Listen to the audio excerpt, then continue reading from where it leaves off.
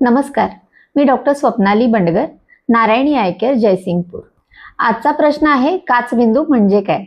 आता काचबिंदू बद्दल बोलण्याचं मेन कारण म्हणजे आता सध्या काचबिंदूचा सप्ताह सुरू आहे. बऱ्याच जणांचा प्रश्न असतो की मोतीबिंदू आणि काचबिंदू यातला नेमका फरक काय. तर मोतीबिंदू म्हणजे डोळ्यात एक आपली लेन्स जी आहे ती पिकते व ती काढून आपण त्या ठिकाणी आर्टिफिशियल लेन्स घालतो. आणि काचबिंदू म्हणजे डोळ्याचा ताण वाढणे. जसं आपलं ब्लड प्रेशर असतं तसंच आपल्या डोळ्याचं देखील प्रेशर असतं, ज्याचा दाब वाढला की आपण त्याला काचबिंदू असं म्हणतो.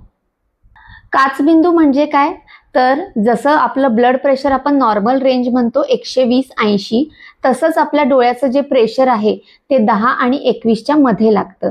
जर हे प्रेशर जास्त वाढलं तर ते आपल्या डोळ्यांच्या मागच्या नसेला, ज्याला आम्ही ऑप्टिक नर्व म्हणतो, त्याला ते डॅमेज करतं व हा डॅमेज परमनंट असू शकतो.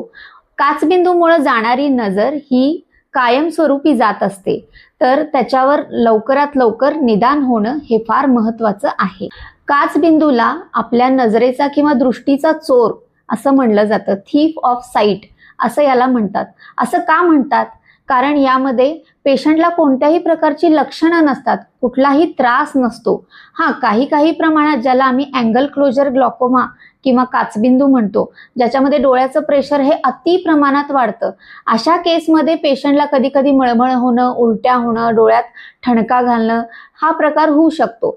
पण जो प्रायमरी अँगल क्लोजर ग्लॉकोमा आहे, जो बऱ्याच प्रमाणात हा अनुवंशिकतेमुळे होणारा आजार आहे, ज्यामध्ये पेरिफेरल व्हिजन म्हणजे बाजूची नजर ही हळूहळू कमी होत येते व शेवटी पेशंटला फक्त मधलं सेंटरचं दिसतं, ज्याला आपण टनेल व्हिजन असं म्हणतो.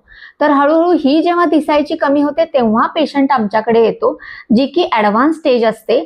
त्यामुळं काचबिंदूचं निदान हे लागणं फार अवघड होऊन जातं.